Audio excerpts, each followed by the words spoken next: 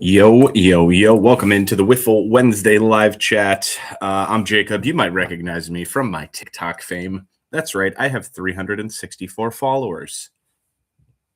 Kind of a big deal. I'm kidding. Welcome in. Today we're going to talk about a little bit of Whatnot, of course, the perfect Whatnot show length, some 2025 Stadium Club value. RIP to the Montgomery Club. Tops has axed it. I'm not surprised. It was a little money stream for me. I can't complain about that. And of course, we'll talk about how I'm slowly becoming the Vlad guy on the internet on accident. I didn't mean to. The Vlad series that I'm making is not. It's not like, what's it called? It's not viral by any means. Some of the videos only have a couple hundred views on the multiple platforms that I'm posting it on. But in the end, I needed to make that series to make myself list. I kept walking past those boxes and just being like, I'll get to him. I'll get to him. I'll get to him. I wasn't getting to him, man.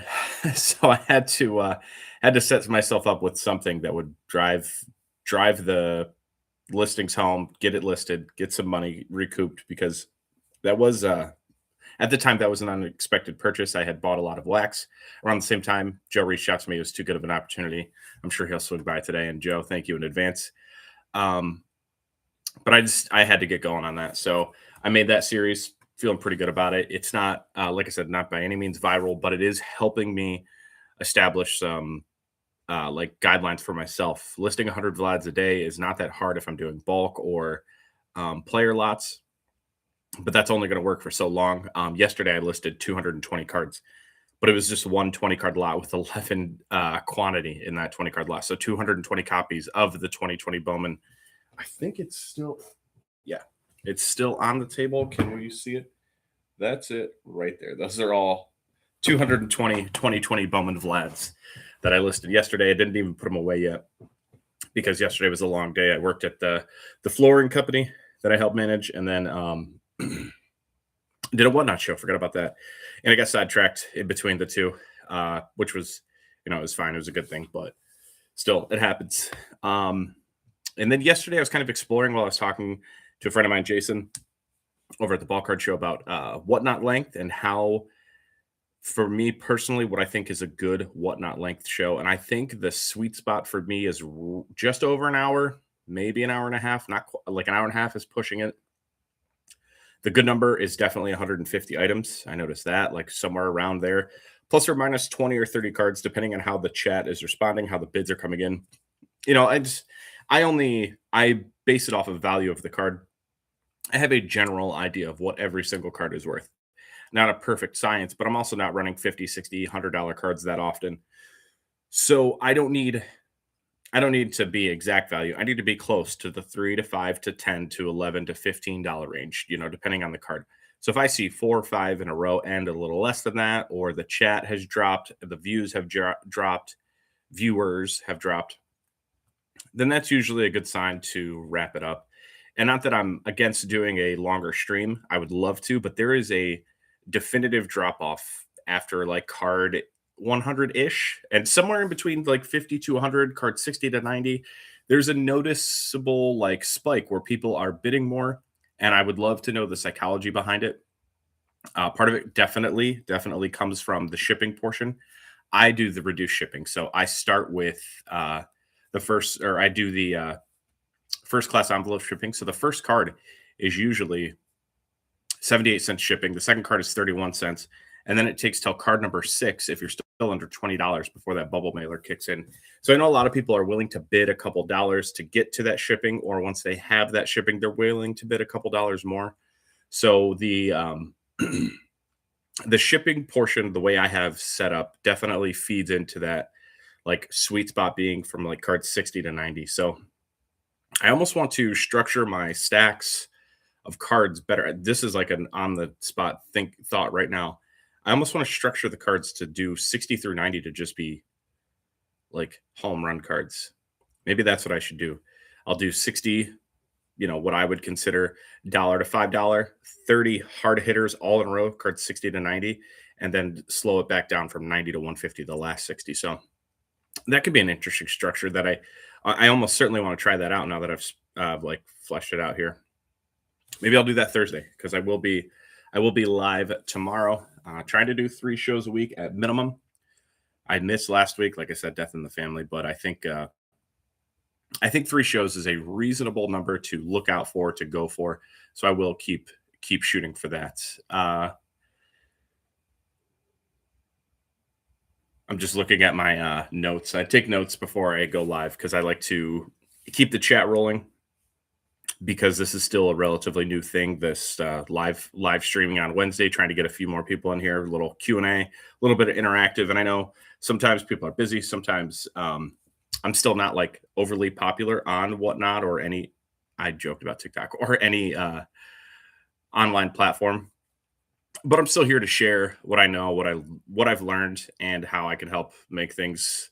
There we go. Mike's there. Another wild Wiffle Wednesday. It is absolutely insane today. Off the chain today. But I'm happy to be here.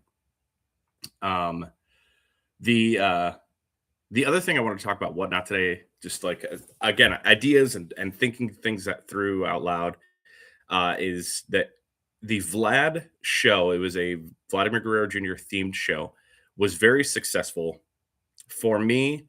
And I also noticed that it like brought in more buyers, not necessarily on that specific show because the views on that show were actually down. But I noticed that I have more uh I want to say like dedicated people. The people that were in that Vlad show buying Vlads have shown up almost every time after. So it makes me want to do more themed shows. The biggest issue for that will be, you know, corralling that much product. I don't think I'll ever be able to do another player like I did Vlad as far as quantity times quality. But I do think I can track down a decent amount of Aaron Judge cards. I have a stack of 10 to 15, like serial numbered and game used stuff already. I could probably add in a couple rookies that I have and then structure some inserts around that. That's 25 to 30 cards right there. Oh, hey, Josh, what's going on? That's 20 to 30 cards right there to structure that Aaron Judge show with. And then if I schedule it, let's say 5 to 6 weeks from now, March 1st, I'll throw out a date.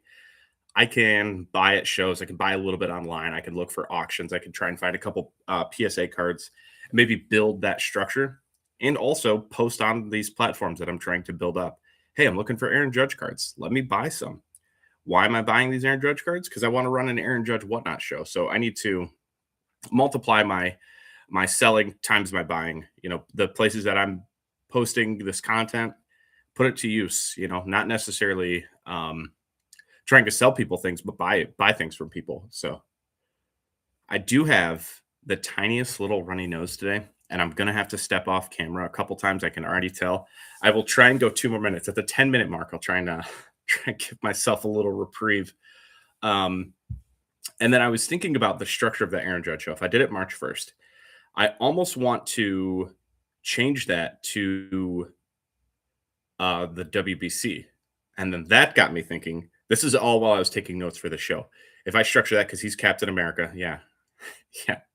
He's Captain America. And geez, someone was just spamming hearts in the chat. Sorry, that's why I had to say, yeah. Um, completely off track now. Aaron Judge, Captain America. He is the captain for Team America. And I was thinking that would be the perfect time to run an Aaron Judge show. But I immediately pivoted to why not run a team focused WBC stuff while those teams are playing. So specifically pool play. Yeah, he should be Captain America. I agree.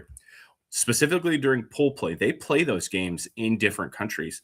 And I could center the teams around that time frame. So I could run Japan at the prime 7 p.m. to 8 p.m. Japan time. I could run Team Netherlands around the same time that they would play.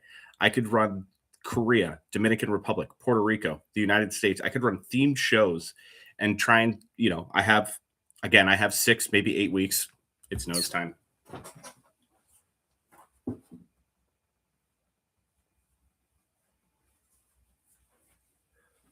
It's fine. I have 6 to 8 weeks of being able to prep for this. And I think I have to start right now. Not only roster construction, but also the players that maybe people don't know a lot about. The 2023 WBC Global Stars release has like Murakami cards, which I have bought and sold already multiple times. Harry Ford plays for Team UK. I'm sure there are other players I'm not even thinking about because literally this thought came to me 20 minutes ago. So I think that could be a very interesting idea, and I'm putting it out in the ether and the public. Luckily, this show doesn't get a ton of views, but I think that's a great idea. Mike, what's going on? Appreciate you, big dog. Um, yeah, I think WBC themed shows will be very good on Whatnot, um, because it'll kind of like coincide with the WBC and have people maybe not necessarily because I did have a request the other day. Now that I think about it, I did have a request. Someone came into the chat. They specifically asked for Puerto Rican players, and now I would love to say that I know everyone's country that they're from, but I simply do not. So that's just something that could help me learn a little bit more. That's the thing I preach the most is knowledge times knowledge is going to equal money, just continuing to build knowledge. So if I do this for the WBC and I learn a little bit more about the players and their hometowns, I think it could really help and like be good show structures. That's a thing. Show structures. Anyway, yeah, that's thanks for letting me talk that out as I'm sitting here right now thinking about it. I think themed shows, if done properly, are going to be very good. I would like to do my original plan for Tuesdays was going to be lots, like 3 card lots or um like team lot Tuesday and try and do more quantity on Tuesdays. I haven't pulled enough inventory and set it up to do that yet, but I do think that will be my eventual shift is Tuesdays are going to be more lot based.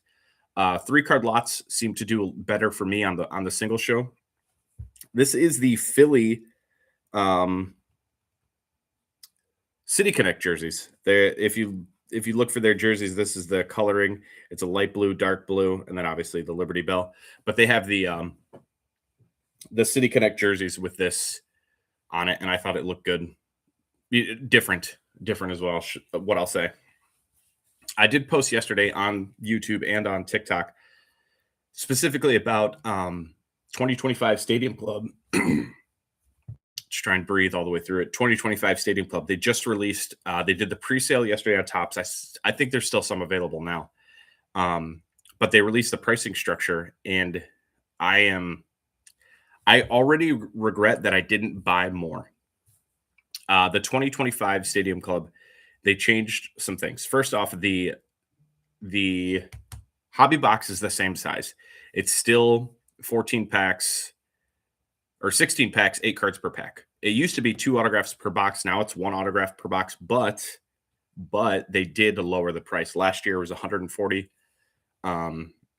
dollars per box. This year it's $120.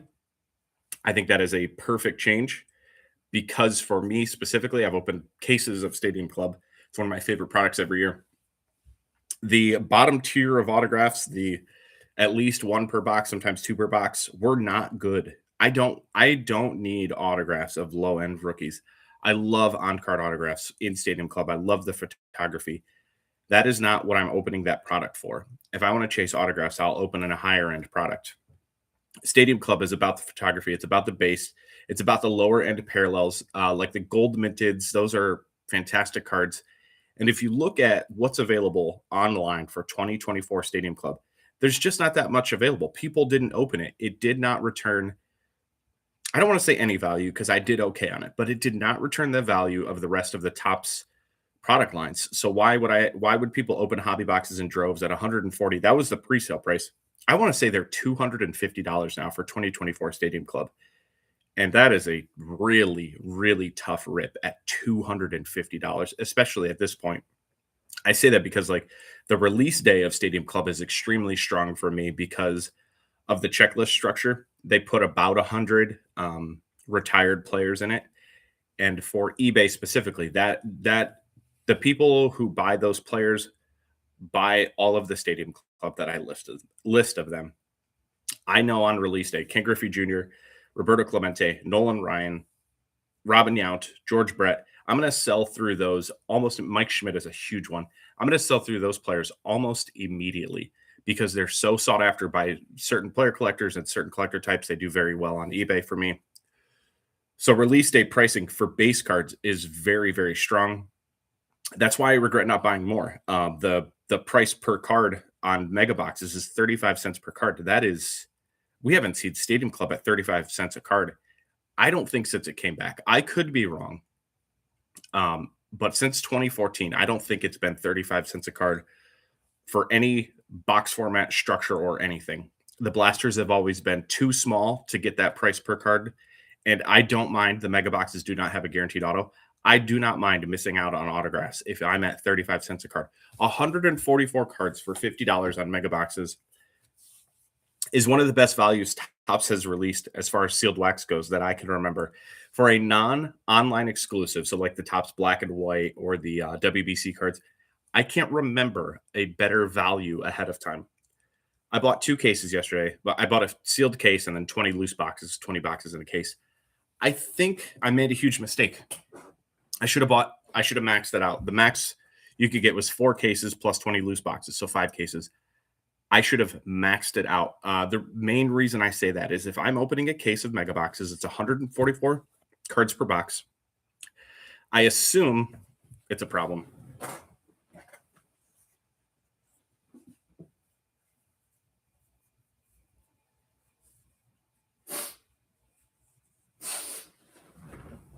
We're good. Rolly chair for the win. I assume that I will pull, and this is very conservative. If I take out 2 cards per pack being inserts, which in Stadium Club is not real, insert or parallel, that I will have over 2,000 cards per mega case.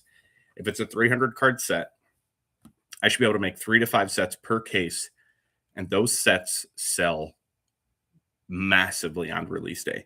It's one of those products that people do not open boxes of because they've always been expensive. I'm kind of talking out of both ends here. The boxes are lower.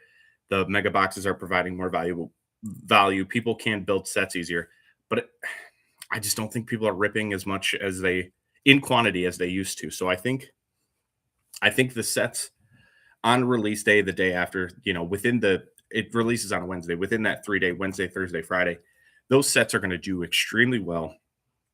I want to say that I can actually look it up right now. Let's look it up. Let's see what the last 2024 Stadium Club set sold for. I would guess that during a release week, it was probably a $300 set. There's one listed for $400. Jeez, I got to take out your and pick and do it better. I mean, it's still listed at 120 for the lowest that I see. That's an NPB set. Never mind. The last Chrome set sold for $250. A mega box is going to, you're not ripping anymore, Josh. A mega box is going to produce 9 Chromes, so a case is going to produce 180. If I did 5 cases, I would probably be able to build a Chrome set too. If it's still selling for $250 today, the Chrome set, that's probably $1,000 on release day or close to it. I just think there's just. I think I messed up by not buying more. The sets alone, I think, will bring back more than 50% of my entry cost, and they're almost a guarantee. Now, Topps has not done as well with ripping and not having duplicates in the box. Sometimes you're going to get 6 of a card, 1 of a card, 8 of a card, 2 of a card. They have not done as well in the past, but I have confidence that if I ripped 5 cases, I'd be able to put some sets together. Less or nothing. Yeah, I know box prices are definitely coming out higher and higher. Mike, the reason, and I posted this yesterday when I posted the short. I'm not trying to give buying advice because I don't want people to spend money they don't have or think that it's a can't lose proposition. But if you were going to buy Stadium Club and you're like, hey, what should I buy or what seems reasonable? I think mega boxes, as far as value across the product, is unmatched this year, and as far as I'm concerned, any year that I've ever seen Stadium Club since 2014 when they re-released it, they brought it back. So, I mean, that's 11 years in baseball card world is a lot of time. What did 2020 or 2014 Series 1 Top sell for? Probably $60 per box if I had to guess. You could get a case for $600. I honestly think that's the price. I think a case was $600 in those early years, but I just paid $1,200 for Series 1 hobby case, which has less cards. Amazing. But Stadium Club, this is unprecedented territory, so I'm excited to get into that. I have 2 cases. I'm going to try and get more. I think I want to film some content based around it because I love people who talk on the internet about things they don't know. I talk about the boxes that I rip and how I can sometimes make money on product releases. I say sometimes, but I'll conservatively say it's over 80% of the stuff I rip, I do turn a profit on. Is that profit a lot? No. Is it a good dollar per hour? Absolutely not. It's god awful. But it does fuel my eBay store. I now have a 55,000 item eBay store that is, we'll call it 40% or 40,000 of that 50,000 store is probably from case breaks that are already paid for. So when I sell today, I had 2 purchases of a 20 card lot or more. When I sell those lots, that's $20, $30 profit that is from products from many, many moons ago. I'm looking at this stack right next to me. This is a set that I pulled out. Someone bought 26 cards today. This black and white set, I'm still making money. I would guess on that release of 10 boxes, I've profited over $3,000 on that. Now I know that is definitely not the norm. That was a one-off, and I got lucky with a lot of different things. 1, a lot of people did not have that from the pre-sale. 2, I got it a day earlier than most people. 3, I did okay on the rip. Not good. I did okay. I had the Otani super short print, sold for $1,000. Outside of that, I would call that break below average, aside from that single card. Now saying, $1,000 card changes that break from good to average. Of course it does. But overall, the base for that sold really well. The rip and flip from that was one of the most successful rip and flips I've ever had. It's in the top 3. It might be 2013 Heritage was a good one. 2013 Heritage. That was like a pack out issue. It had to be. The hits that I got from that were insane. And then I had a super short print that I sold for $750, which back then was more than the cost of a case. So, I paid for an entire case. I even bought back in for 2 more cases on 2013 Heritage because it was so good. So when I talk about rip and flips, I've been doing this since 2013. That's when I really got into full on. 2010 update was 2007 Bowman draft with my brother. We split a case. I did 4 boxes. I did a rip and flip on that. 2010 Topps update with Strasburg. That stuff dropped probably after it was released. It probably slowly dipped. I forget. I think I bought a case, I want to say for 400. Maybe it wasn't a case. Maybe it was loose boxes. I don't remember, but I do remember borrowing $300 from my dad to do that. And him being like, this is a bad idea. It's like, yeah, no, I know it is, but I think I can do this. And I paid him back. I think I made like $6 when all was said and done and spent 2.5 days doing it. So yeah, made about 8 cents an hour there. But I've been ripping and flipping cases since 2011. So when people tell me that you can't make money ripping wax or I'm definitely losing, I love to hear it because it's just, it's all on how you do it. I understand that it is not a perfect system. I'm not making enough hourly to be sustainable, but it is a part of the business that I enjoy more than just about anything. Ripping packs is still fun. I don't care how long you do this or if I continue to do this as a business for the rest of my life. I don't think I will ever get tired of ripping packs. It rocks. It rocks so hard. I have Bowman Draft mega boxes next week. That reminds me, I try and do this live at noon on Wednesdays.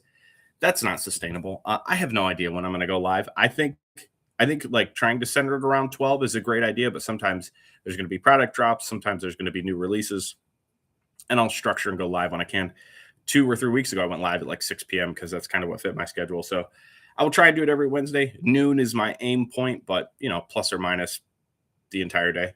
We'll see. Back to the rip and flip on Stadium Club. Kind of wanted to film it and just talk about how I do it, the systems behind everything, the structure ahead of time. 1, pricing is everything. 2, checklist. I pre-build a checklist for cards that I'm going to list. So what I mean by that is I have the titles of the base cards already made before the product is in hand. So then I can scan the cards, I put them into a spreadsheet with the listing, and then I copy and paste the perfect title that I want into the spreadsheet, and then I upload that to eBay. So when I say that I can rip and list in 24 hours, there is some pre-work that's done, but it has to be done because being one of the first is everything when it comes to rip and flip. You have to be able to open, sort, and list and ship. You have to ship quickly because if someone buys a card on Wednesday and you don't ship it till the following Monday, why'd they buy it from you? They won't buy it again. I think one of the things that makes me successful is I'm so dedicated to next day shipping on new releases. I've shipped well over 200 items in a single day, multiple occasions.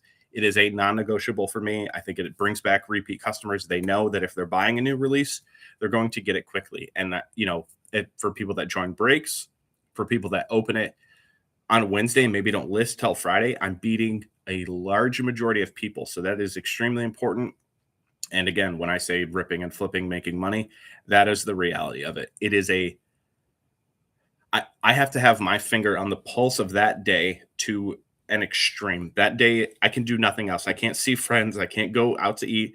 I can't lollygag once the product gets there. Once the product gets there until the last item is shipped, that is my focus. It may take me 24 hours. Sometimes it takes me 36 hours. Sometimes I'm up till 2 in the morning. Sometimes I'm back up at 6 to make sure I'm sorting and getting back in there. So the list rip and flip reality is that it is extremely difficult. It is hard work. It is unsustainable, I would say. I think it's unsustainable. But for now, it works. And for now, I'm going to continue to do it. And the Stadium Club, I think I'm going to kind of talk about how I do it, try and film a little bit. I think even filming is going to slow me down. So I'm going to keep it to an absolute minimum. I might have to bring in someone who, if they're willing to help me film, so I could just show what I'm doing and not stop and not slow down and just flow. I think I could talk about that for another 45 minutes, but I'll spare you guys. Rip and flips are fun. Dude, it's so fun. It's so fun. I say that it's 36 hours of work, pretty much nonstop. I sleep for 4 to 6 hours. I get something to eat, maybe have a little snack in between stuff. But dude, I would not trade it. I'm looking forward to those days so far in advance that I can't even describe it. The Wednesday after the Super Bowl, Series 1, the very next Wednesday is Stadium Club.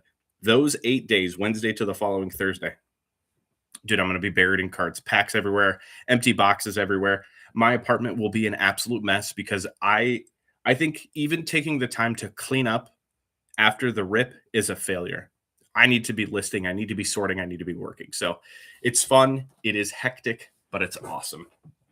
One last thing that I put on the title is that Topps has ended the Montgomery Club.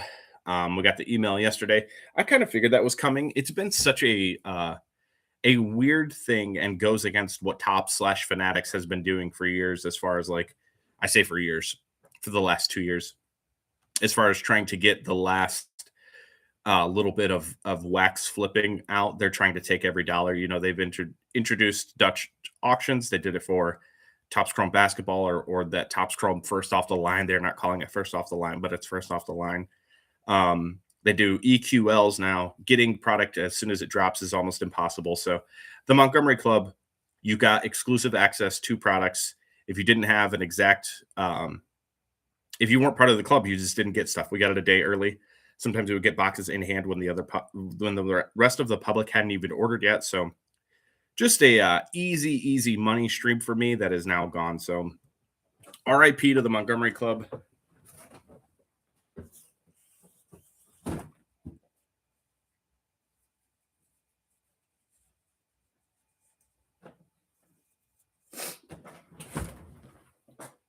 I had a runny nose before I went live, this morning, and then I had hot food, spicy food for lunch. So my nose is just chatting. Sorry about that. But the Montgomery Club was around since 2018. I missed the inaugural year. I was not in it in 2018. That was the Ohtani Soto Acuna rookie season. And they released 5 20-card subsets plus the stamped set. Those now, if you still have them sealed or if you still have some of the rookies from that, they're low prints, they're rare, they're extremely valuable. I joined in 2019 and I was in it every year after. I think the first year it was $200, and then in 2020 or 2021, or it may have actually been 2022, it was about $750. And I know a lot of people backed out when it reached that point. Dude, some of the releases in that you recouped that $750 in two drops. Some of the stuff we used to be able to buy multiple boxes. 2020 Finest Flashbacks was a Montgomery release first. We got 2020 Finest Flashbacks at $50 per box. It may have been $59.99. I can't remember. By the time those were in hand, they were $200 boxes. I could see the writing on the wall for that. That again, one of the main reasons I'm still here, still pushing along is 2020 Finest Flashbacks. That was $50 or $60 a box. I maxed out my allotment then, and I could see the writing on the wall that product was going to be extremely sought after. So because I had the Montgomery Club, I was able to like research a little bit, see the vibes, see how people were feeling about that product ahead of time. So then when the public drop happened and people were able to buy it and they were pre-selling it on eBay and stuff, I was snatching up every box I could at 150 or less. They got up to 200 almost immediately. I did buy a lot of them after that $200 mark. I think I was paying $300-$400 at one point. But the 2020 Finest Flashbacks, if I wasn't in the Montgomery Club, I don't think I would have made the quick buy on those and buy into those like I did. So it's one of those things that not only does it take away the actual being able to buy product early and paying MSRP, but it also takes away the early, like, I guess it just takes away the view that I had on products because I could see how people reacted to it. I could see the 20 of us in the Montgomery Club thread on Blowout. I could see how all of us perceived price points or how products looked, or most of the time the like price per card or box structure or odds were already released for us as well. So we could see a little bit, and it helped plan a little bit better, helped make buying a little bit easier too, because you could kind of guess where things were going. So I'm gonna miss that aspect of it. 2019 Bowman Draft Sapphire. That was the first product that was offered to us. That was another one. The Bowman Draft Sapphires, 32 cards in like a little box. I think they came. I want to say those were $50 as well. You could order 3 boxes, but Topps forgot to put the limit on it. So you could order 3 per order, but you could order as many as you want. I know some people got 12, 15, 18 boxes of Bowman Draft Sapphire at MSRP. And again, that's another one. I don't even know what it sells for now. It's less now than it was, but back, let's see I don't even know if one has sold. Back when Bowman Draft first came out, or like when those players were getting hot, those boxes were probably 300 each, maybe more. The last Bowman Draft Sapphire box from 2019, it's 32 cards, just sold for $285.69 plus shipping. So 2019 Bowman Draft Sapphire at $30 per or $50 per, whatever we paid. Another absolute gift of Montgomery Club.